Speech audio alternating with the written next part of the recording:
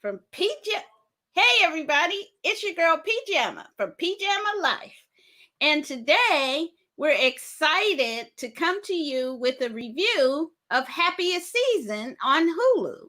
So why don't I let my buddy here introduce himself? Say hey to the people.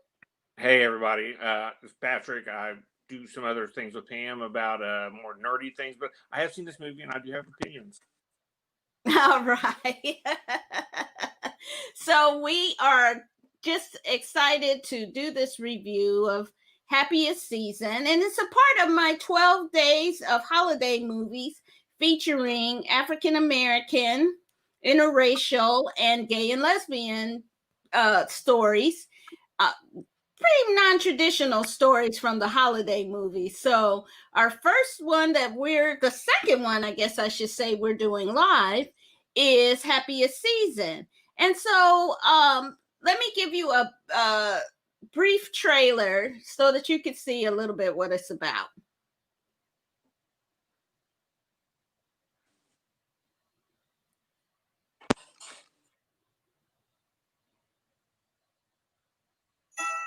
How can you not like the lights and the decorations? This is beautiful. Come with me to my parents' house for Christmas. Blaming on Christmas. Abby, you and Harper have a perfect relationship. He is my person, and I really want everyone to know that. I want to marry her. I'm going to ask her dad for his blessing. Way to stick it to the patriarchy. Oh, give me forgiveness. There's something that we should talk about. Do you remember when I came out to my parents? That's not entirely accurate. Like perfect girls. As long as she's our super mom. Harper is our powerhouse. And Jane. I've asked you not to do that. I didn't listen. Abby, everything okay? Yeah, there's one tiny thing. Harper isn't out, and her parents don't know we're together. Abby. So her parents believe their straight daughter brought home her lesbian friend? They also think that I'm straight. Have they ever met a lesbian?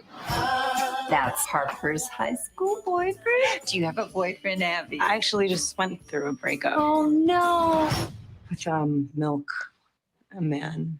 Okay. It is very difficult to sit next to you at dinner and not be able to kiss you. What are you doing in the closet? Bells ring out on the street. I see her here, and she's so terrified of what everyone thinks. I can relate being in love with somebody that is too afraid to show the world who they are. I will tell them everything after the holidays. Do you know how painful it's been to watch the person that I love hide me? I chase the feeling. I am not hiding you. I am hiding me. Isn't this the best time of year? Everybody's story is different. Just because Harper isn't ready, it doesn't mean she doesn't love you. You look great in this coat.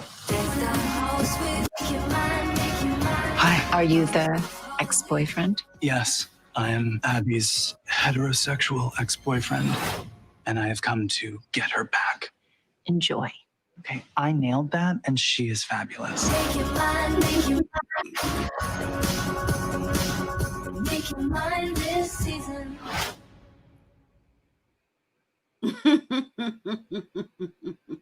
So this is a gay and lesbian story, and it is one of the first, I believe Hulu is doing for their holiday movies, and one of the big movies for featuring a lesbian cast for any network. So this is really a forward kind of thinking movie, and it's to me it's really a coming out story set in the holiday season. And the stars are Kristen Stewart as Abby, Mackenzie Davis as Harper, who was in I couldn't quite picture her face. She looked super familiar, but she was the main character in the new Terminator movie, Dark Fury, I think it was called. She was the new Terminator, and I saw her and I was like, oh gosh, I'll tell you, hair changes everything. That was funny. And the great Mary Steenburgen was Tipper. Fantastic Victor Garber as Ted, the father. Allison Brie, who's fantastic. She's Sloane, the sister. She's in Glow. If you ever have a chance to check out Glow on Netflix, do so. It's fantastic. And Dan Levy, the fantastic Dan Levy as John, Abby's best friend. And Riley, Harper's former girlfriend, is played by the wonderful Aubrey Plaza. So it's a really heavy hitter cast. The writing, the story is really excellent. It touches on a lot of things that are common in a lot of gay and lesbian experience. Some, not all. But I thought for a first time holiday movie, this really hit a lot of the pluses for me in this movie. So I really appreciated it and just enjoyed it as a movie rather than it being a first. I just enjoyed it as a movie. What did you think, Pat? Well, the movie was good. The people in the movie were the people. I can't hear you. Okay, the people in the movie were great. I mean, the stars, the acting, the performances were all good. The writing felt a little contrived at times, but I mean, it's a holiday movie. There's a formula. There's always a formula, and it basically did the formula with the twist, which was fine. The people, the characters themselves were, I found for the most part, unsympathetic. I loved Jane, the sister that's kind of the the underachieving sister, and Mary Holland. Yeah, she was awesome, and she was the most sympathetic character in the whole thing. The other people were, Abby was kind of sympathetic, because she had kind of been thrown into this by her unsympathetic girlfriend. And and then there's the unsympathetic sister who's struggling with her. I mean, everybody just felt really terrible people. But Dan Levy at the end really wrapped it up nicely. I thought it was a good movie. It was a good watch. I went into it with because Pam, I'm not the biggest Christmas movie person. Yeah. I went into it with kind of low expectations, and it was pretty good. And I enjoyed it. Like I said, I enjoyed it. Had a lot of big names, did good performances, and it did show an interesting take on the whole Christmas formula. So yeah, and I think I enjoyed part of what. I'm sorry. Go ahead. No, I was just saying. No, so overall, I enjoyed it. I didn't feel like I'd wasted 2 hours of my life. Let's put that. That's usually the line for me when I'm like thinking, that's 2 hours I'm never going to get back. But this one, I was like, yeah, that was a good 2 hours. It was well spent. Good. Yeah, and this one I thought they did a lot to kind of normalize the story too for straight audiences, and which I appreciate. I mean, I thought it was interesting that no one questioned Sloane's relationship. That was just part and parcel. And I was like, man, maybe we have come a long way. And and Jane, I loved her character too, because if you think about it, Jane was the most sane of them all. Yes, and absolutely. She got to do and be whatever she wanted to be, and seemed like she was just living her life the way she wanted to, and didn't really care what what people thought of her, because she wasn't fancy. Putting on airs, yes. Right. And but you said that the rest of the people were jerks, and I kind of understood all the characters. When you're in a non-traditional relationship, introducing your partner to your family for the first time is scary, no matter what. And the thing that it really felt real, because, well, first off, don't ever bring your partner home at the holidays. It's already stressful enough. Terrible first date or first meeting. It's always the worst when you meet somebody new at the holidays as a family member and then as the person being introduced. It's just always the worst. And but I thought that the feelings that they were sharing were authentic and realistic. And I thought Clea Duvall was the director. And if she was in A Handmaid's Tale, she's been in a ton of movies and TV shows. And it struck back to But I'm a Cheerleader. She was in, years ago, if you remember that. That was like one of the first kind of gay movies about those conversion camps that they would send people to. And she's just done a really good job, I think, with the movie. But let me ask you, Pat, what was your favorite scene in the movie?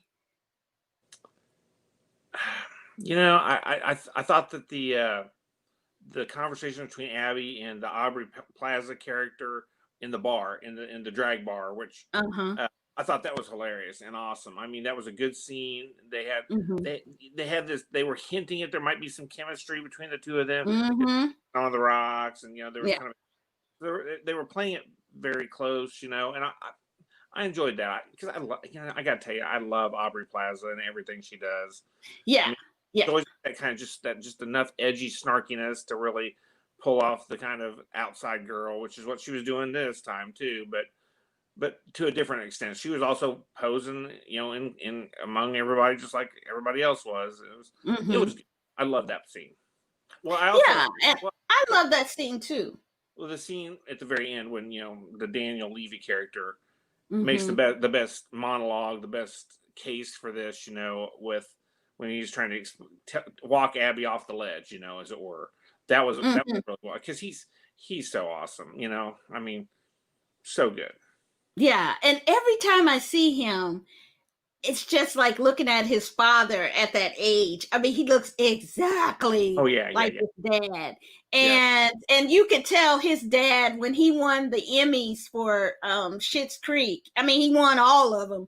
Yeah. And you could just see the pride and love in his dad's face. And that was just so touching to see. And I think my favorite scene was actually the big fight scene and the big the reveal, because at that point everybody stuff was just laid out. Like, I mean, it doesn't even have to be. This is relatable, I think, to everybody, because you sit around those Thanksgiving tables and somebody says something, and then the all the secrets and stuff come out. The threat of mutual assured destruction, but somebody launches that first missile, we all launch our missiles, just going. Yeah, and that's what and so what I appreciated about that is a lot of holiday movies don't have that kind of tension and that kind of drama and built up that makes the movie a little bit more exciting. And speaking of exciting, let me say hey to Tim Windsor. He's in the house with us. Hey, Tim, good to see you. Thanks for stopping by. And I thought that scene was really powerful. And when Aubrey Plaza was telling her about being outed by Harper, and then her denying it, which is why I think they were terrible people. But go on. I'm sorry. Yeah. Well, Harper, that family, and we all know families like this where everybody has a role and everybody has to be perfect. And otherwise, you get kind of shunned or you get kind of dismissed or something. And so Harper was just desperate for her family's approval. And so without it, she just couldn't get by, and she loved her family. So trying to meet those expectations, I understood that. And so I I kind of gave her a pass till she did what she did at the party. And I was like, yeah, you're full of crap. But I understood, you know, she was just not ready. But I think that, what do you think? I think there's some tension out there in the movie universe about, in the Twitter sphere and in the comments about the movie, that do you think that Abby should have been with Harper or with Riley? Riley. Riley was owning herself. She didn't throw her under the bus, not once, but twice. She, you know, she didn't throw her under the bus. I mean, that's the thing I had a problem with the Harper character, is that she wasn't just a one-time bus thrower. She's a multiple-time bus thrower. She's taking she let the bus run over her.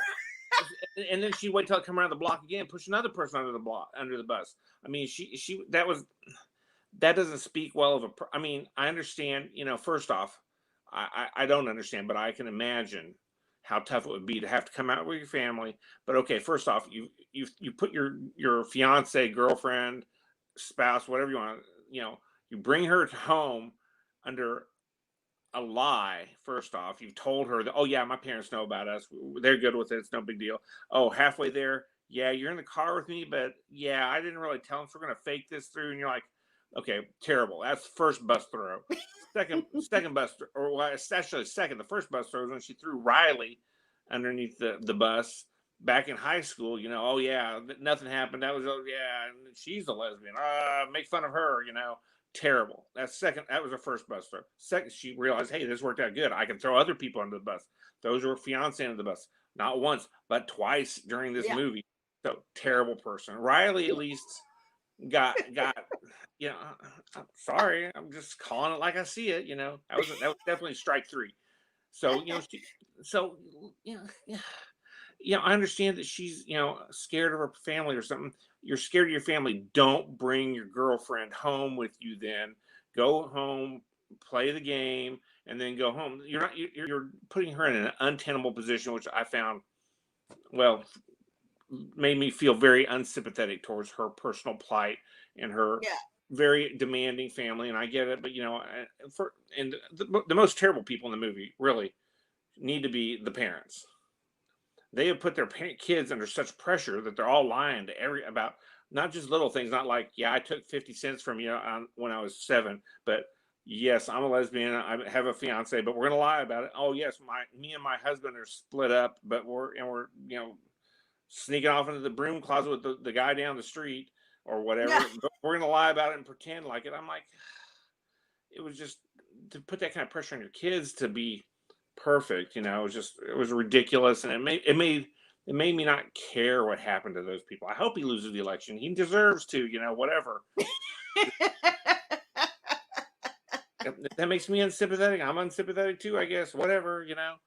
Yeah, and I thought that I'm a little more sympathetic. You know, I get it, but I mean, what I didn't like a part of it, and I mean, I understand it's a Christmas movie, so you want a wholesome message, but they sure came around quick. I mean, just one night they came around, and I was like, really? After all of that? Well, that also speaks to the fact that they must have known, at least on some level, that Harper, I was like, who brings another woman home that looks like Kristen Stewart and and is just a roommate? Come on now. In this day and age, in 2020, and they talked about that. There's only one bed in the house. Right. Like, I think the sister knew right away and was just kind of taunting her with it. But the parents, I was just kind of like, come on now. But you know, that's not, we would think that would be something that would happen decades ago or decade ago or whatever. That that dynamic is still going Oh, yeah. on right now. So which is why, you know, watching Dan Levy in this, you know, since he was such an integral part of Schitt's Creek, which if you haven't watched by watching this, if you haven't watched that, you need to be watching that because it's one of the best shows I've seen in quite a while.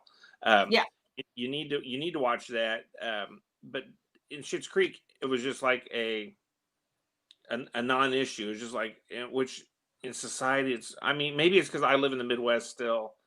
I know that's not a non-issue. I mean, that would be a thing that would people in town would kind of, there'd be a little, you know, things going on. You would see that sort of thing, and it's terrible that people are like that. But I'm just saying, if you're trying to portray something in a real manner, that's what would be going on. But for this, so that whole hide it thing seemed more genuine. yeah, To me, than the Schitt's Creek, where it's just like everybody's like, "Oh yeah, they're a cute couple. Yeah, they're two guys," but no one's going to say anything about that, even though it's supposedly in the Midwest or northern or middle of Canada or whatever, which you would know that there are going to be people, you know, with raised eyebrows at the very least. Right. And what I did like too is that they let the lead characters, Abby and Harper, have real chemistry. You know, you saw them, you know, being affectionate. You saw them, you know, lustling each other and having, you know, real passionate encounter. And I think that's important to show. And I wish they would have some of that passion in some of these other holiday movies I'm reviewing. So I mean, come on now. You can let people get to second base and it's still like G-rated. I mean, you know what I mean? but Jesus, Pam, Jesus, reason for the season. Okay, come on. I mean, there's no sex going on in the holiday season. I mean, that would be a boring holiday. A lot of babies born in September. I'm just saying. Okay. But I think that this show is an important one for, you know, to start off the holiday season, really start reflecting the stories of a bunch of people. And I feel like this was done so well that it will hopefully lead to other ones happening in the future that are of this quality. I mean, there's going to be some clunkers in there for a while, but at least I appreciate. Don't worry, Hallmark still got to make movies. It'll be clunkers. I'm reviewing a couple of them coming up, and so you know, and I think that's important. That representation matters. You know, kids who are growing up, gay, lesbian, trans, bisexual, you know, in that whole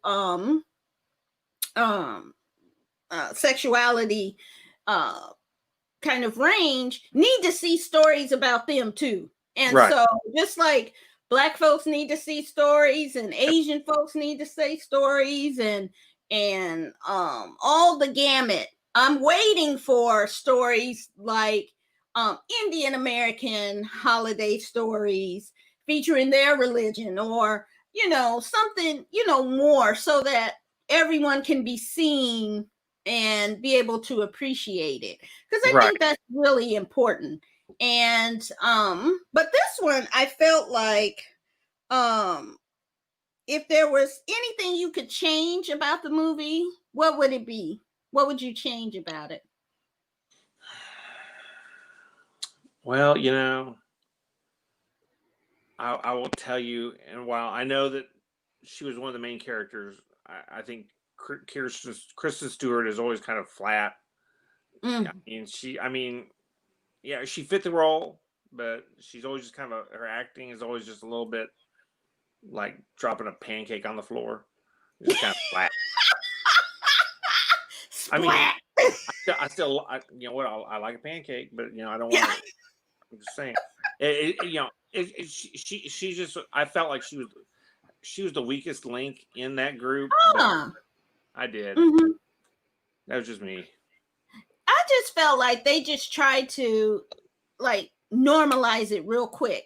I thought it would have been good to see the parents kind of struggle with it, but then still accept it, you know, to have that time, you know, just give me some time to process all of this And then, I love you, but this is a lot. I would have appreciated that. It would have been nice if they had done, okay, this Christmas everything fell to hell, and then next Christmas we everybody comes back. We yes, we want to welcome you into our family. We know you two have still been together for a year. We're happy. I want to be part of your life. It took us. It shocked us. We were just kind of. They could have done a nice Christmas part 2. And kind of just make Christmas here to kind of jump into the cold water. And without freezing to death. Right. And I didn't understand what happened with Sloane and her husband at the end. I mean, you kind of saw everything else happen, but I was kind of like, are they together? Are they not together? I'm not sure. So I wish they had, normalized I wanted a happy ending for them. I wasn't sure what the ending was for them. And so I thought that kind of was a miss for me too. And I wanted to see Jane get some action. Yeah. I wanted to see her have a little guy who was, into her sci-fi stuff, and you see her with him at the end. I just thought that would have been cute to have a nice little nerdy guy fall in love with her. So, but I haven't written one yet. Yet. You watch enough that you can distill them all down into the perfect Christmas movie, right? And maybe that's what they tried to do, and it was left on the cutting room floor. So, everything you want to do would probably take 3 hours. So, so overall, I think that I would really give this a thumbs up. I would really give it. I would do for a Christmas movie. So, same for me. But, I put that with the caveat that, it's a low bar. Christmas low bar. Well, I have a pretty high bar because I'm like judging all of these movies the same way I would judge any other movie. So if they're not up to par or not something I can enjoy, I'm going to say it. So, but this one definitely, I think everybody should check out Happiest Season. I think there's a lot of good lessons in there about for parents on learning and others learning to accept who you are and accept your children the way they are. That is a good message on any kind of issue that your children bring to you about a non-traditional life that they may have, or maybe just not the decisions the parents would make. Allow the kids to live their own lives.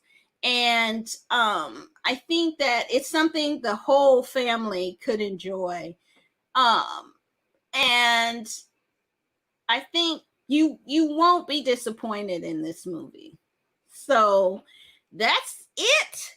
And if you have anything else for the people, Patrick? Nope. I would echo what you just said. It was a pretty good movie. I mean, it does help you help people that they're not around those kind of individuals. Like you don't think you have any gay or lesbian people in your family. You probably do, but they're just staying low about it. So it helps maybe help them feel more comfortable to come out to their family. Hopefully it would help the family to be understanding about it more than anything. Right. At least start the conversation. Right. So that is it for us. And thanks, Patrick, for being a fabulous co-host. And we will be back tomorrow for the finale of The Mandalorian Season 2. And boy, I think it's going to be a good one. And so tune in to that. And I'll also have another movie for the holiday movie. And that will be coming out tomorrow as well. And so thank you, everybody. And we wish you happy holidays and to be safe and take care of each other. And wash your hands. And wash your hands and social distance and wear a mask. Masks.